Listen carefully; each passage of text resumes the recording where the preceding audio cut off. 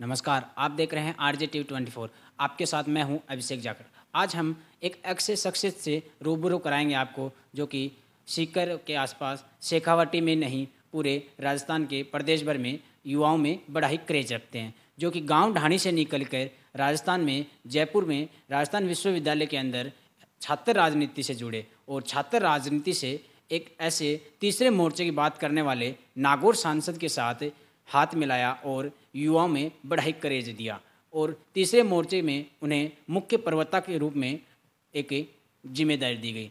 आज हम बात करेंगे महिपाल मेला की और उनसे बड़े ही तीखे सवाल भी करेंगे। वो शख्सियत कोई और नहीं, शेखावाटी से बिलोंग करने वाले महिपाल जी मेला। नमस्कार महिपाल जी मेला, आपका आरजे टीवी 24 पर स्वागत है। नमस्कार अभिषेक भाई, बहुत बहुत धन्यवाद आपका। आज हम महिपाल जी से तीखे और मीठे सवाल करेंगे। मिर्ची की तरह तीखे और शहद की तरह मीठे सवाल करने वाले हैं, तो क्या महिपाल जी आप तैयार हैं हमारे साथ ये जवाब देने के लिए? मैं तो हरदम तैयार रहता हूँ जी, आप सवाल करो जवाब। तो ऐसा क्या हुआ महिपाल जी जो आपने बेनीवाल जी के बर्थडे पर तोहफे के रूप में उन्हें इस्तीफा भेज दिया?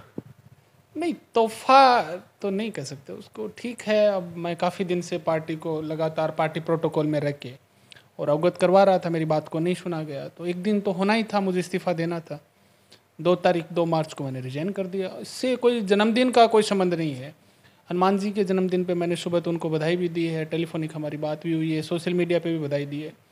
और रिजाइन करना तो कोई सडनली नहीं था, वो बहुत लंबे समय से सबको पता है प्रदेश में जिस तरीके से मैं पार्टी में रह के लगातार और इंटरनली पार्टी के नेताओं को सारी बातें कहते आ रहा था, पत्र भी जारी किया, पार्टी नेताओं को भी सारी बातें कही। ये कोई अचानक से दिया जाने वाला इस्तीफा नहीं था। 3-4-5 महीने से पार्टी कैसे चले प्रदेश में, पार्टी में क्या क्या सुधार होने चाहिए, उन सारी चीज़ों को लेकर मैं लगातार पार्टी में बात कर रहा था। मुझे लगा कि मेरी बात को अनसुना किया जा रहा है, एटलीस्ट मुझे डिसीजन लेना पड़ा। मैंने निर्णय लिया कि पार्टी से मैंने अपने आप को अलग किया। जी, अभी आपका पार्टी प्रवक्ता के इस्तीफे को स्वीकार नहीं किया है, इसके पीछे की क्या वजह है? क्या बेनीवाल जी अभी भी चाहते हैं कि आप पार्टी में बने रहें? अभी तक प्रदेशाध्यक्ष जी की तरफ से भी कोई प्रतिक्रिया नहीं है। ये कोई पार्टी में आपको रखने की इच्छा है या फिर कुछ और वजह है? अभिषेक भाई, ये सवाल आपको आदरणीय प्रदेशाध्यक्ष जी से, आदरणीय संयोजक हनुमान जी से करना चाहिए, वो ज़्यादा बेहतर जवाब दे पाएंगे। मैंने मेरा काम कर दिया, पार्टी ने अब आज 1.5 महीना हो गया है। 2 मार्च को मैंने इस्तीफा दिया था और आज हम 13 अप्रैल को एक दूसरे के साथ बैठे हैं। इतने लंबे समय तक इस्तीफा क्यों स्वीकार नहीं किया गया है? और इस्तीफा स्वीकार नहीं किया गया तो क्या मेरे से बात हुई है उनकी? क्या पार्टी के नेताओं की कोई मीटिंग हुई है? पार्टी कैसे चले? मैं कोई बहुत बड़ा नेता नहीं हूँ, पर जिस पार्टी को हमने 2018 में बनाया था, वो पार्टी प्रदेश के नौजवानों के लिए, प्रदेश के किसानों के लिए, प्रदेश की वंचित बिरादरी के लिए, मझले व्यापारियों, छोटे व्यापारियों के लिए, महिलाओं के लिए, उन सब की जो अपेक्षाएं थी, उन अपेक्षाओं पर कैसे खरी उतरे, इस दिशा में मुझे नहीं लगता कि पार्टी अब कोई काम कर रही है। सिर्फ सोशल मीडिया से बाहर निकलना होगा, पार्टी को धरातल पे काम करना होगा। और मेरा इस्तीफा क्यों स्वीकार नहीं किया गया, वो पार्टी के बड़े नेता, विशेष रूप से आदरणीय हनुमान जी और पुखराज जी ज़्यादा बेहतर जवाब देंगे। मैंने मेरा रेजिग्नेशन दे दिया। स्वीकार करना नहीं करना वो पार्टी के बड़े नेताओं का फैसला है और ये ज़्यादा बेहतर जवाब हनुमान जी और पुखराज जी दे देंगे आपको। महिपाल जी, चुनाव नज़दीक आ रहे हैं और इस समय में आपने पार्टी से इस्तीफा दिया, इससे पार्टी पे और आपके राजनीतिक करियर पे क्या इफेक्ट पड़ने वाला है? पार्टी पे तो मुझे नहीं लगता, क्योंकि मैं बहुत सामान्य सा कार्य करता हूँ और पार्टी को ये लगता है कि पार्टी को ऐसे कार्यकर्ताओं की ज़रूरत नहीं है, जहाँ तक मुझे लगता है। तो पार्टी पे क्या फ़र्क पड़ेगा नहीं पड़ेगा, पार्टी कितनी मजबूत होगी नहीं होगी, उस बात पे तो मैं नहीं जाना चाहता। वो तो पार्टी के नेताओं को फैसला करना है, जो पार्टी का आलाकमान है। मेरे राजनीतिक कैरियर पे इसका बहुत बड़ा प्रभाव पड़ा है और पड़ेगा। मैं तो जब राष्ट्रीय लोकतांत्रिक पार्टी में आया था, तब मेरे दिमाग में स्पष्ट था कि मैं राष्ट्रीय लोकतांत्रिक पार्टी में ही रहूँगा।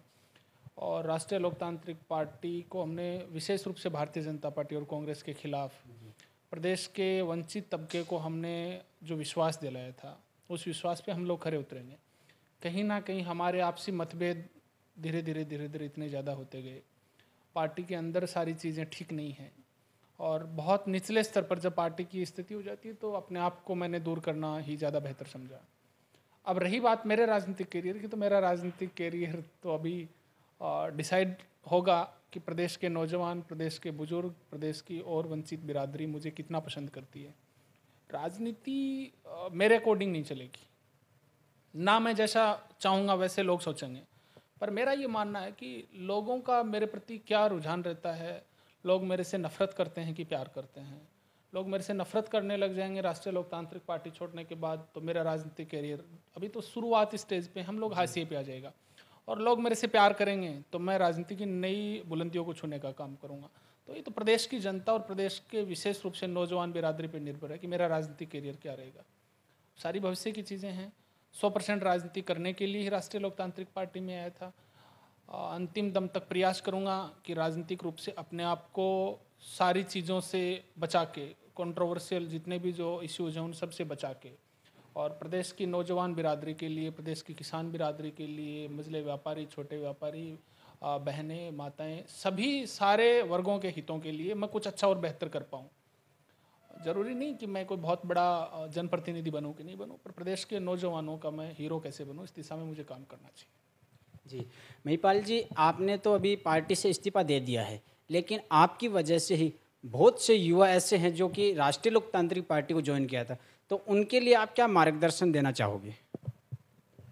सबकी अपनी अपनी एक फ़ैन फॉलोइंग होती है।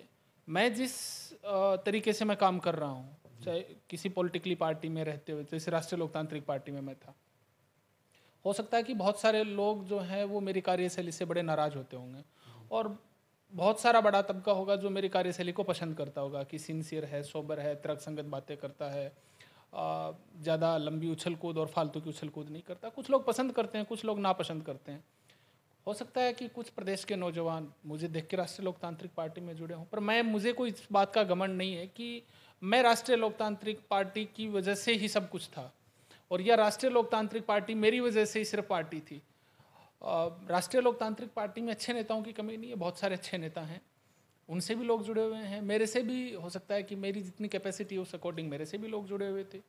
उनका राजनीतिक भविष्य तो उज्जवल सबका है, और मैं उनको, ना उन्होंने मुझे इस समय जब मैंने पार्टी छोड़ी है मुझे अकेला छोड़ा, ना मैं उनको अकेला छोड़ूंगा। जो मेरे साथ भाई खड़े हैं और जो मंदी में मेरे साथ खड़े हैं, जब मैं तेजी में रहूँगा तो मैं उनके साथ खड़ा रहूँगा। थैंक यू महिपाल जी। अब एक मेरा सीधा तीखा सवाल ये है कि हमने कयास लगा रहे हैं और सूत्रों के हवाले से भी खबर आ रही है कि आप बीजेपी में जाने वाले, और बीजेपी कुछ बड़े नेता भी आपसे संपर्क कर रहे हैं, इसको लेकर आप क्या कहना चाहोगे? नहीं, मुझे नहीं पता कि मैं किस पार्टी में जाने वाला हूँ। मैंने तो कभी किसी भी नेता से कोई ऐसी बात नहीं की है कि मैं कौन सी पार्टी ज्वाइन कर रहा हूँ। रही बात संपर्क की, तो व्यक्तिगत संपर्क मेरे सारी पॉलिटिकली पार्टियों में अच्छे नेताओं से हैं। भाजपा के अच्छे नेताओं से भी हैं, कांग्रेस के अच्छे नेताओं से भी हैं, राष्ट्रीय लोकतांत्रिक पार्टी के भी मेरे नेताओं से सबसे संपर्क हैं। दोस्ताना संपर्क भी हैं, राजनीतिक संपर्क भी हैं। जितनी भी पॉलिटिकली पार्टियां हैं सबसे मेरे दोस्ताना संबंध है, अच्छे लोग सब पार्टियों में हैं।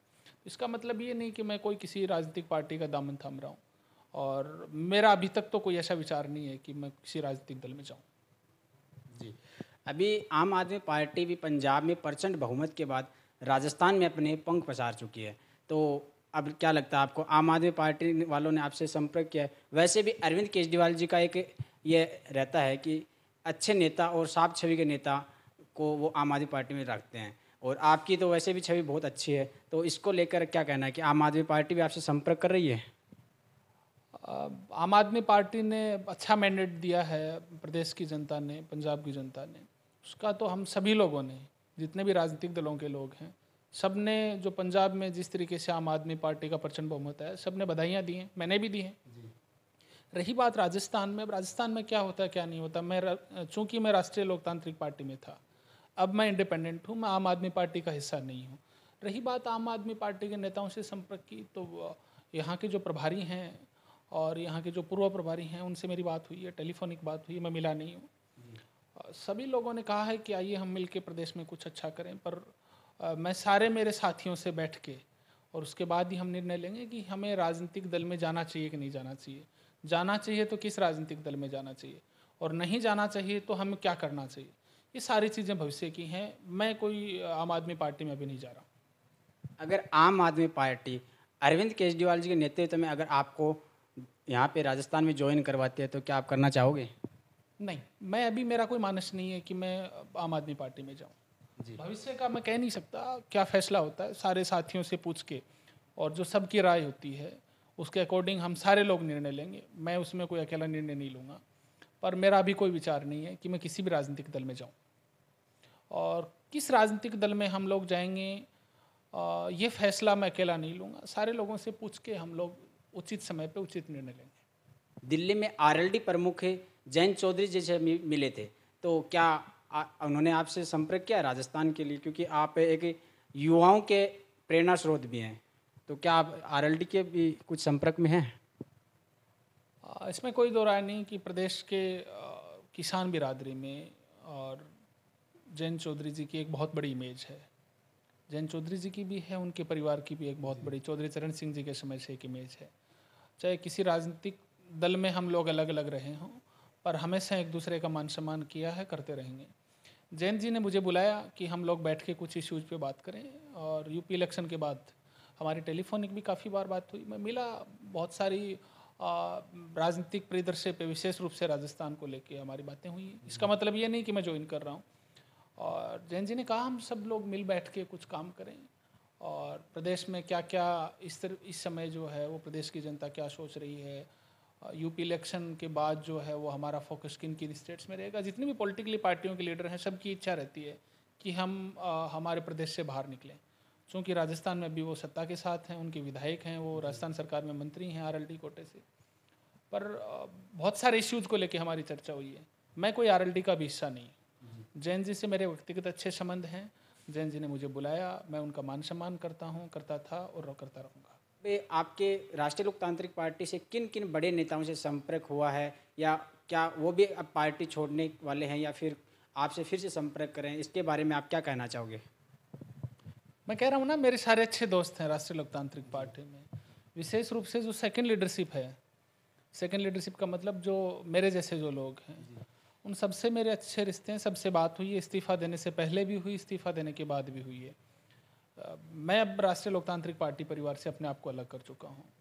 उन सबके निर्णय भी अब ऑन कैमरा कोई क्या कहता मुझे नहीं पता, पर ऑफ कैमरा जब हम बात करते हैं तो सबकी एक ही इच्छा है कि राष्ट्रीय लोकतांत्रिक पार्टी कहीं ना कहीं जिन इश्यूज़ को लेके प्रदेश की जनता को जो उन्होंने भरोसा दिलाया था उसमें कामयाब नहीं हो पा रही है और सारे लोग कुंठित महसूस कर रहे हैं। हो सकता है कि जल्दी कुछ ऐसे बड़े चेहरे जो राष्ट्रीय लोकतांत्रिक पार्टी से जुड़े हैं वो इस्तीफा भी दे दें, और ना दें तो भी वो सारे लोग खुश नहीं हैं, ना काम करके खुश हैं, ना पार्टी की पॉलिसीज़ को लेके खुश हैं। और उन सब लोगों से आप चर्चा करोगे तो सारी चीज़ें निकल के बाहर आ जाएंगी।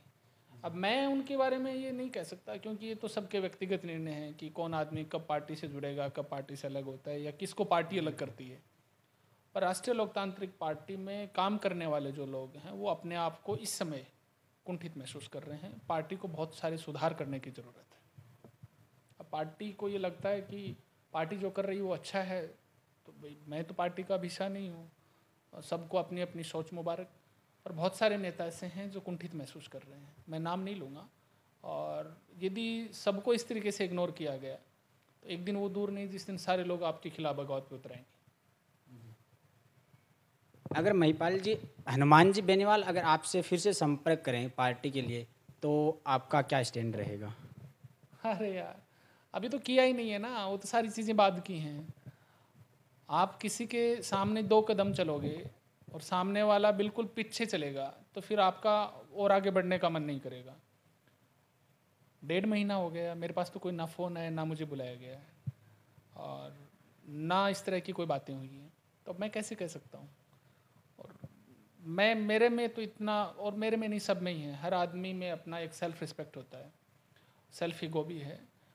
तो उस ईगो को ताक पे रख के तो आप कुछ नहीं कर सकते। अभी तो ये बातें सिर्फ हम लोग बेमानी बातें कर रहे हैं। हनुमान जी मुझे नहीं लगता कि ऐसा चाहते हों। बार बार सारी चीज़ें अवगत कराने के बाद भी उन्होंने सारी चीज़ों को इग्नोर कर रखा है। क्या सोच रहे होंगे मुझे नहीं पता, पर उनका मन नहीं है मुझे साथ रखने का।